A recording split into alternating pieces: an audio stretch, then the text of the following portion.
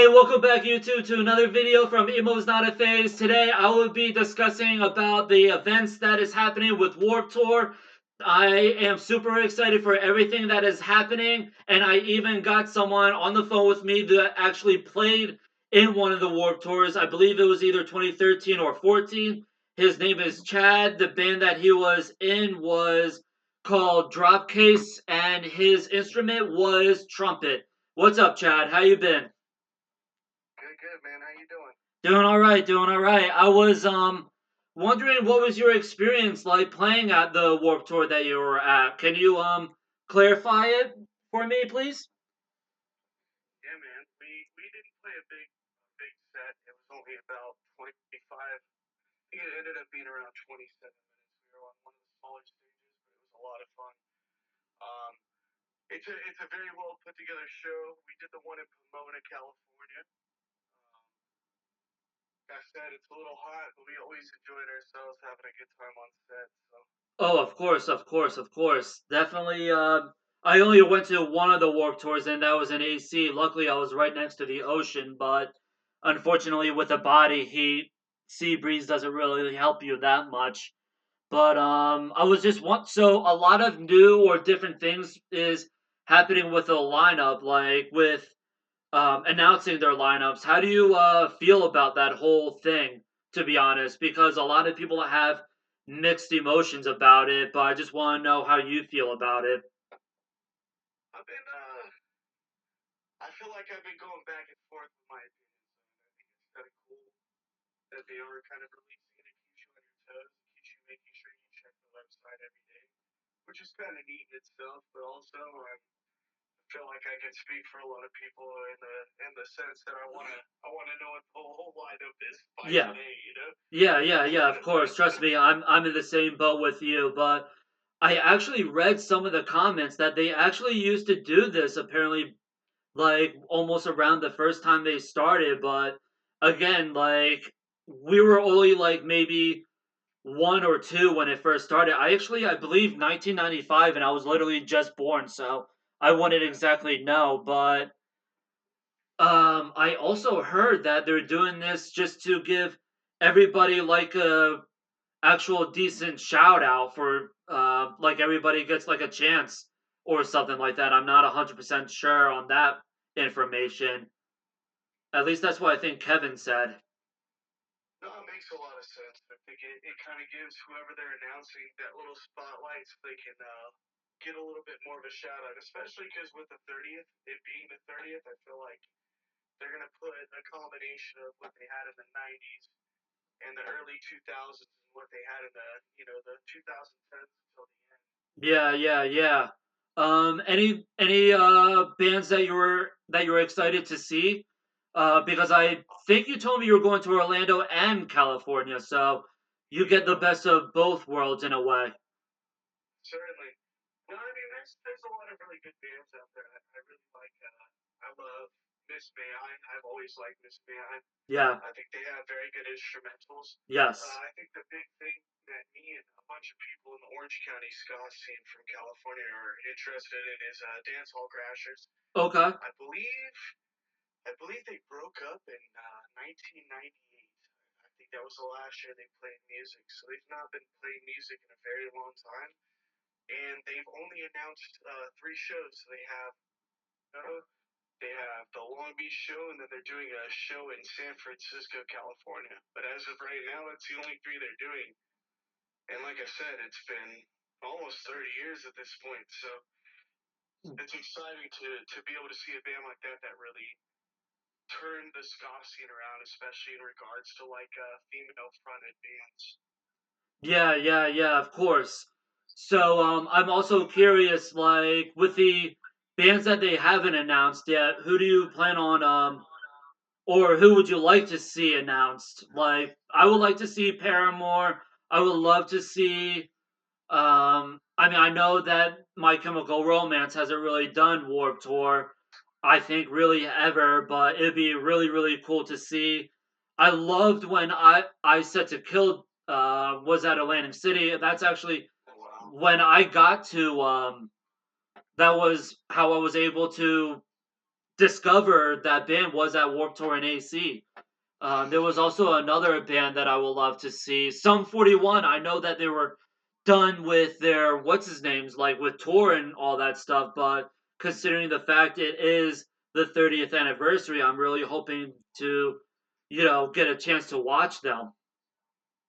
Yeah, absolutely. I think one of the bands that I used to see a lot. I would love to see Guar again. I'd love to see Guar on the lineup. I saw them a couple times at Warped Tour. Um, Another big band that I'd really like to see. Um, I'd love to see if they can get the Interrupters back there. It's like a ska punk band. They're very good though. Okay. Um, I would also love to see the Aquabats. I feel like the Aquabats have been a staple on there forever. And one band that I absolutely know is going to be on the lineup, and they haven't released it yet at all, but Less Than Jake was on darn near every Warped Tour there ever was. So I think Less Than Jake's going to end up getting announced as well, which would be really cool. Yeah, yeah, it definitely would be cool. And there's like a lot of talks that maybe A Day to Remember will probably headline at least one of the tours as well, which I mean, I could see that happening to be honest. I just wouldn't know which one that they'd be headlining to be honest. Yeah, I mean, I believe that they used Data Remembers music when they announced that Warped Tour was coming back, so I think that was a big indicator that they will. I imagine they'll do all three. They'll definitely be Orlando. It's Yeah. close to their hometown, so Okay. That who actually might makes sense then. who might not be, you know? Yeah, yeah, yeah. Um well, honestly, that's really it to be honest. I mean if you got a few minutes to hear what I feel like with the whole experience with this whole thing with the announcements with lineups. I get it. I really do get with what they're doing, but people are kind of considering that they might not have the whole lineup together at this point still, and they're kind of just trying to drag it out a little bit. How do you feel about that comment? I mean, I can't necessarily deny that. I think it was Sick New World, or it was another one of the Las Vegas festivals that they did. They announced like this crazy lineup, and then out of nowhere it got canceled. Yeah. I think a lot of it had to do with the fact that they just didn't have their stuff together. It's the same thing that happened the first time they did. I want to say it was. Oh, geez, I'm blanking on the name of the festival right now. I know when we were When young we it were had to young, cancel, it was but when we were young. was it? I thought it was weather conditions. No, it was just the first year that they did it. They kind of swapped their lineup up a couple times. Not terribly much, but there were some bands that I don't think necessarily were on board quite yet. Oh, okay, okay, okay.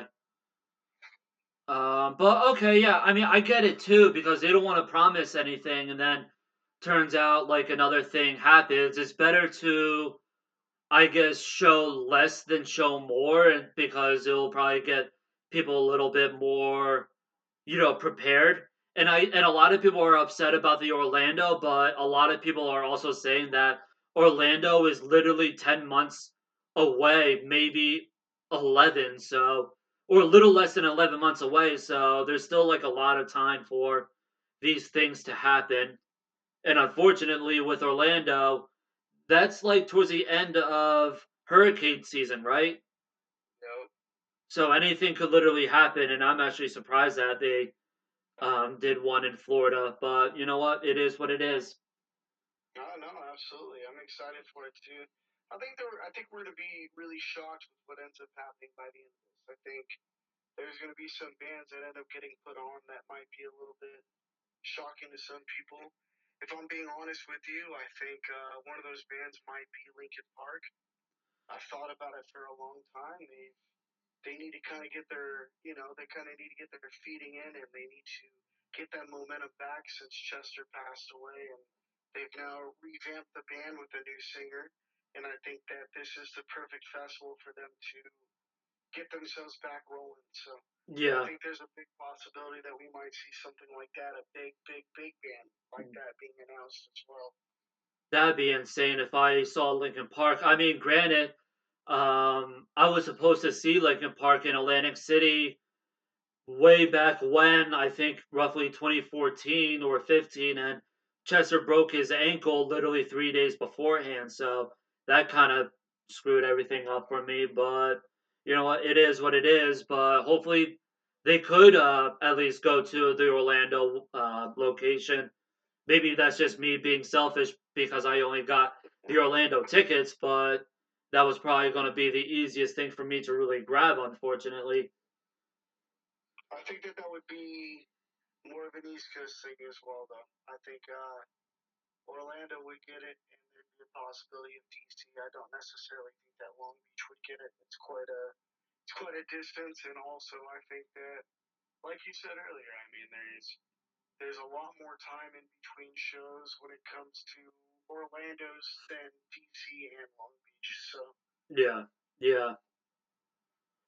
Well, Chad, it was awesome talking to you. I hope to hear from you soon. I appreciate you taking your time out of your busy schedule to help me out. anytime, buddy.